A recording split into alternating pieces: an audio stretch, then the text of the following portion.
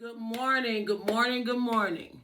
Hi, my name is Monica and welcome back to my channel. Like, comment, and subscribe. And today, as you can see, I'm in my kitchen and what I'm doing now is just cleaning up because I got a couple of runs that I got to make and I got to take my brother. His birthday gift was yesterday, was his birthday, but I had to work.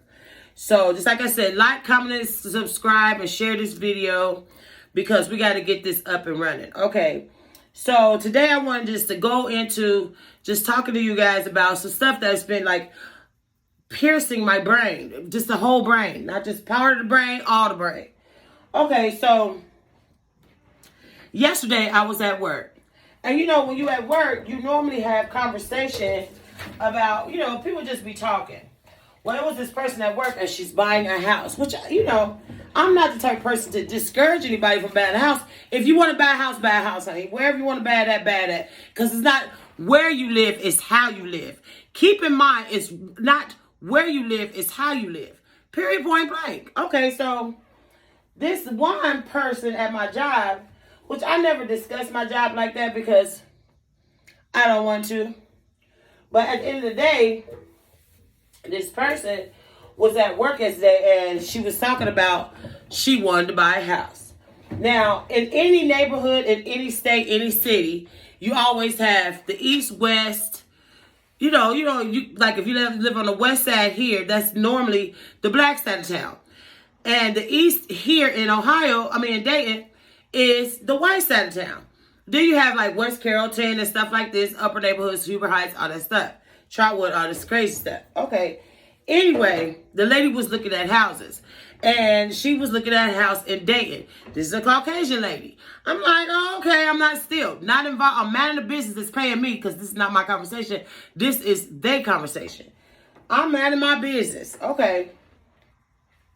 So the one girl was like, where are you looking for a house? And she said, I looked all over. I looked everywhere for a house. She says, it doesn't really matter. She said, but I really want a really nice house.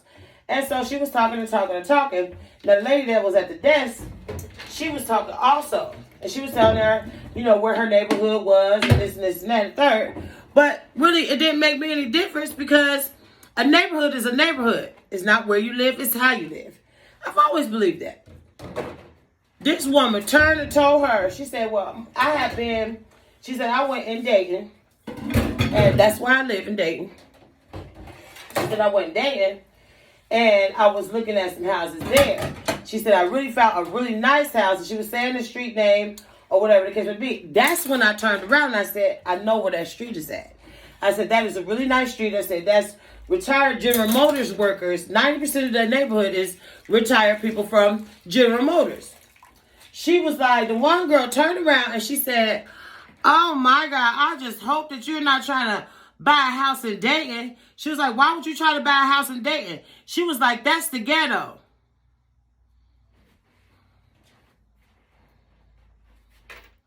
Excuse me, bitch. What did you say? I said, what? Huh? What? She was like, Monica, she was like, no pun intended. She was like, but the houses she's like, Dayton is rough neighborhoods and some parts of Dayton is the ghetto. I turned to her and I told her, I said, honey, I said, that's what you believe. I said, but 90% of the people that live in Dayton has always lived in Dayton. Yes, they do have bad parts in Dayton and they have good parts in Dayton. But at the end of the day, West Carrollton got good parts. Moraine got good parts.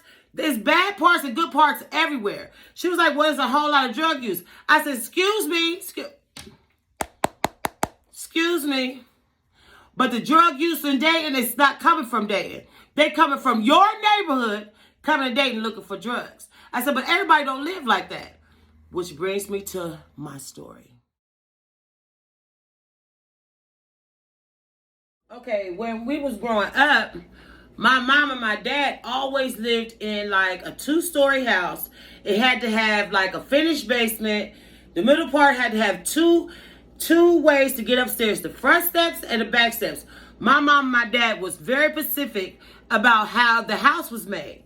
So when my mom and my dad kind of was like not on the outs, but we all lived in the same house right before my mom and dad split, my dad, we had a house, and it was over on Broadway. And the house was 733 North Broadway Street. When I tell you that this house was super nice, it was super nice. But we had moved closer in the busier part of Dayton. So Monique was going to a school called Van Cleve. And this is the school that when Monique pushed my mom down the hill, this was the bigger school that was across the street.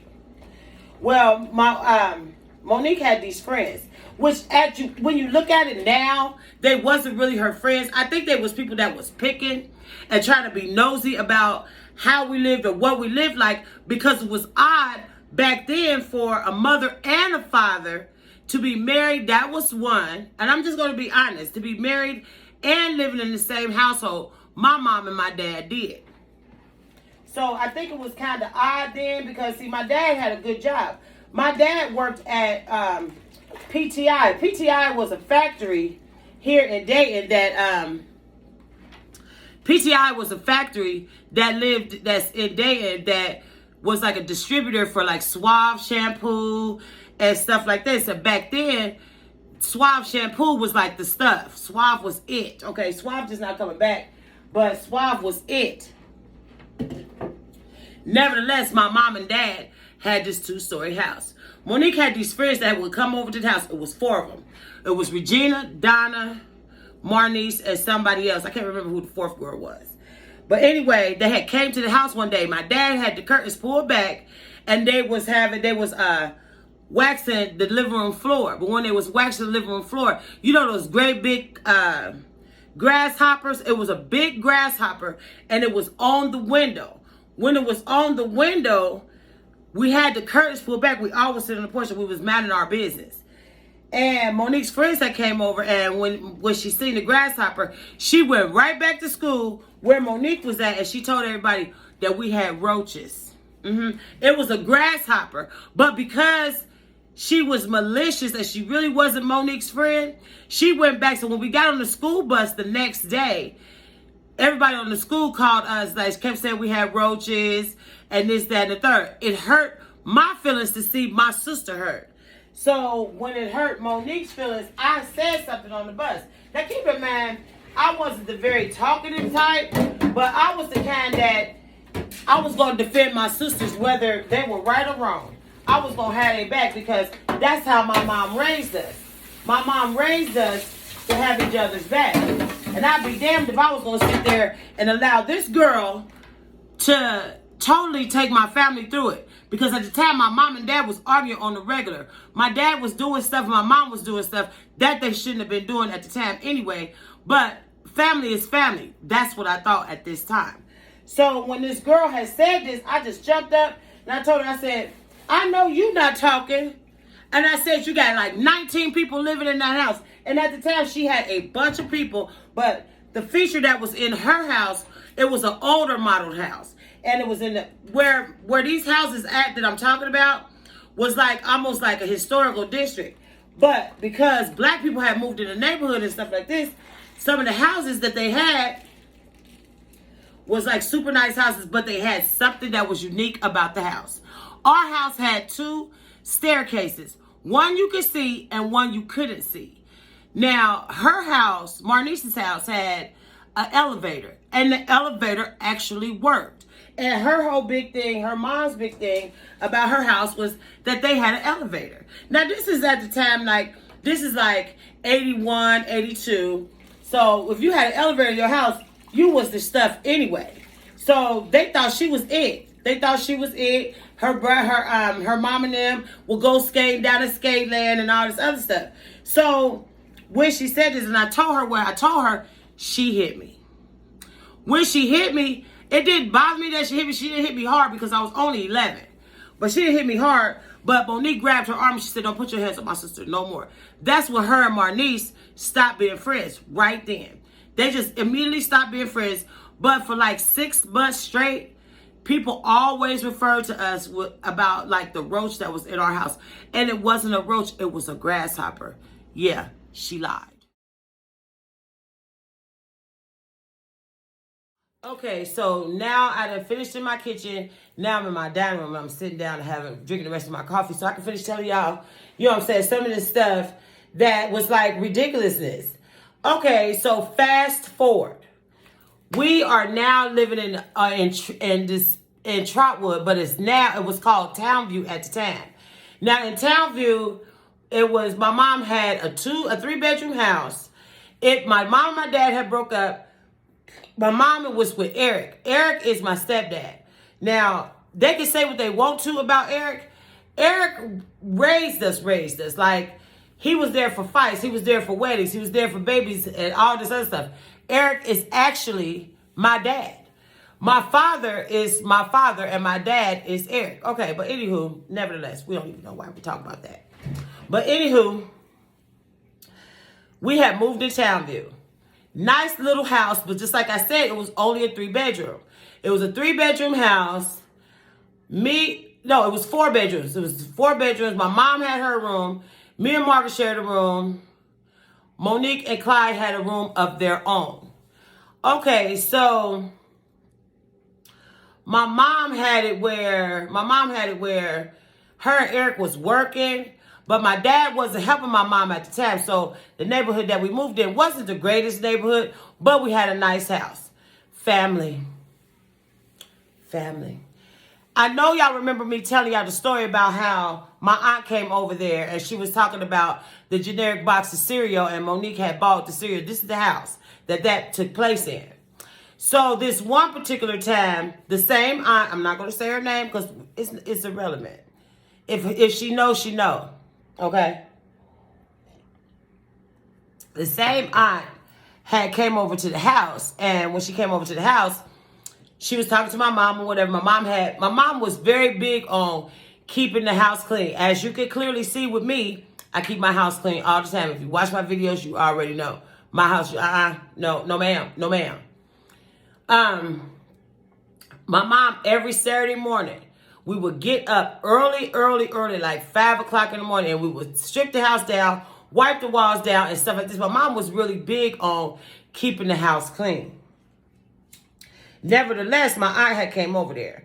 And when she came over there, she was talking about that my grandma and my mom had drove down the street in the city of Oakwood. The city of Oakwood is where rich white people stay. I'm not being prejudiced. It's just that's where they live. You know what I'm saying? These people was putting this furniture out of the house. They was taking it out because they had bought new furniture. Was nothing wrong with the furniture. It was really nice furniture, but they was sitting it out for bulk waste. My mom and my grandma just so happened to be riding up the street when the people was carrying the furniture out of the house. It was a sectional, a really nice black leather sectional. My mom went up to the people and she asked them for the sectional.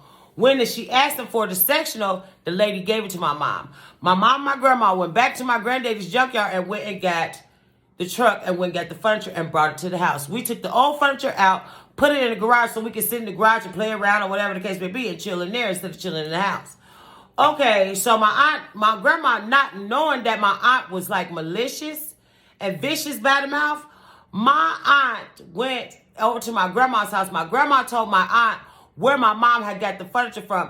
My aunt went and got her cousin, my mom's them cousin, like 3 of them. Came over to our house. I will never forget this.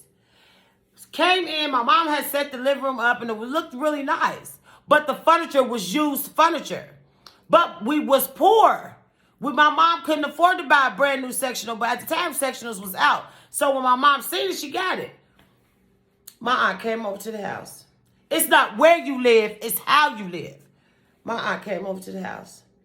She talked about how clean the house was and this, and that, and third, and how this and this. As she sat in the living room. And as she sat in the living room, she was talking to my mom. My mom and them was just having a good old time. They wasn't talking about nothing or nobody. I will never forget this. My aunt took it up on herself. When I say took it up on herself, my aunt took it up on herself to say, they called my mom Dora.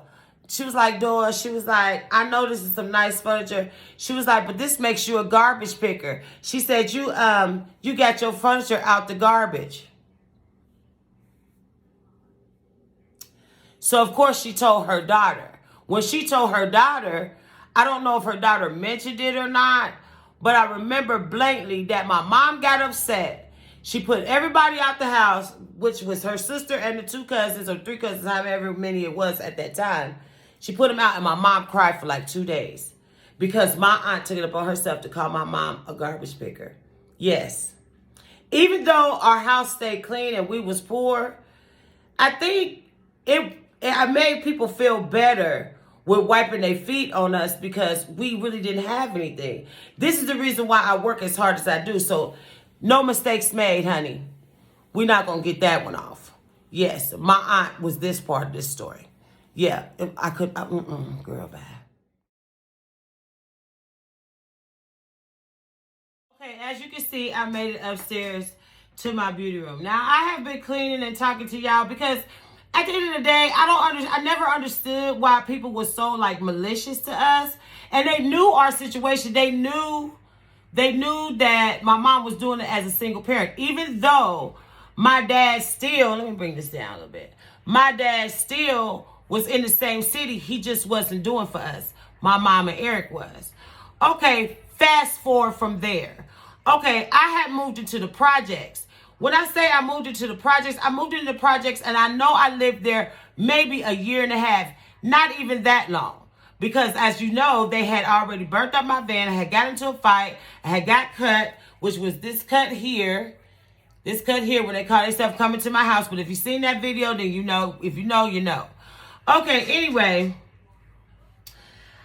Back then, because I was a single parent, my furniture came from Rent-A-Center. Now, keep in mind, I didn't have a whole lot of money, but I had enough to pay my bills, and I had enough to pay for furniture a month. Okay, so I got me I've always had a nice living room suite. Always. So it was no different when I moved into the projects. But because I lived there, Froghorn Leghorn, somehow, I never, to this day, don't know how she seen my furniture, but I'm almost positive that she was in my house. But we're not going to talk about that. That's the whole nother story for the narcissist, because he already know if I've ever found out, and this years later, I'm going to down his legs, okay? I am going to hit him really hard in his face with my fist, okay? But anywho, she would always, when she called my phone, if y'all know the story, then you know. Every morning at 9 o'clock, she would call my phone, whether I was at work or home or whatever. She would call my phone, playing on my phone, and I knew it was her. She knew I knew it was her. Okay, but at the end of the day, whatever. You know what I'm saying? Girl, I ain't got that to do with you. Okay, so one particular time we had got into it on the phone. And she had always made reference to my Rent-A-Center, my rented furniture. My furniture was rented. I was renting my furniture and all this other stuff.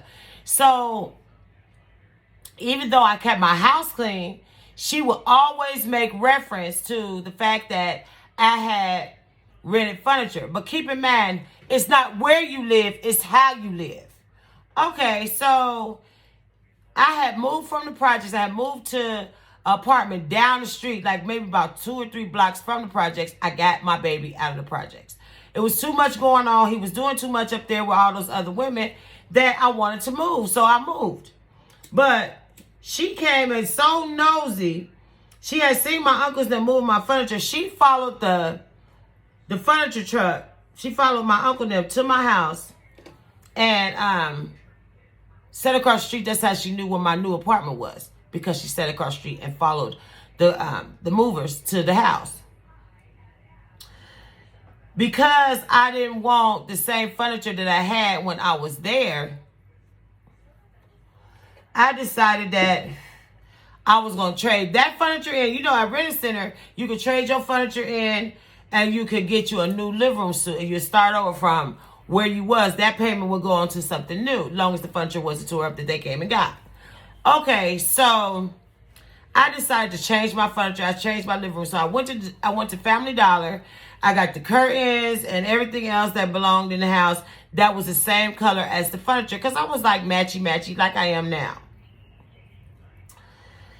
She waited until Rent-A-Center pulled up, and she was coming down the street. Rent-A-Center just so happened was taking my furniture off of the truck. I had got the matching lamps to the furniture, and this was the one time that I think I felt like this was never going to end. Like, I felt like this was going to be my life if I hadn't left that situation alone. Which, thank God that I did, you know, whatever. But they was lifting my furniture off the truck. This motherfucker stood across the street. Falcone stood across the street. Watched the man pull my furniture off of the truck. Now, me not knowing this, I'm in the house. When they bringing the furniture in, I'm telling them where to sit it, and I'm putting my living room together. She called my phone. When she called my phone, it was blocked. I normally didn't answer blocked calls, but I went on ahead and answered it. I answered the phone, and she was like, I see you got you some new furniture, bitch, and this, that, and the third, and this, that, and this. He was sitting there when I put the phone on speakerphone so he could hear what the fuck she was saying. She got on there and she said that my furniture was rented. She was telling me how to put the furniture in the house. He was laughing. Instead of him defending me, he laughed. And she kept saying stuff like, your furniture is from Rent-A-Center, you Rent-A-Center this, you Rent-A-Center that. To this day, it made me feel some type of way because, A, he never tried to defend me, which I really didn't need it because at the time, he had only came there because he had been at her house. He had only came there being nosy also. So he had something to do with it. It is what it is. This is years later. My son is damn near 30. And so this is years later. I still shouldn't be holding a grudge, but some of the stuff that he had done, like, kind of messed with me. Nevertheless, I think I took this personally when they was talking about my job because it's talking about where Dayton, Ohio was and the neighborhoods and that it was the ghetto and stuff like this. I think I took it personally because ghetto don't mean ghetto like just in one particular part of town. Ghetto is everywhere. Ghetto is in the rich neighborhoods. Ghetto is everywhere. And when that lady said it at work yesterday, I just kind of looked like, you really truly believe that. You really and truly believe that. People is so confirmed to upper class, middle class, lower class that we miss the whole class. It's not where you live, it's how you live. Whether your furniture was $10,000 or $1. It's not where you live, it's how you live. So I think I took this story kind of personal. And I know I was telling y'all stories about how we was living, but if you know, you know. It's not where you live, it's just how you live. So just like I said, like, comment, and subscribe. And I'll see you in my next story. Bye.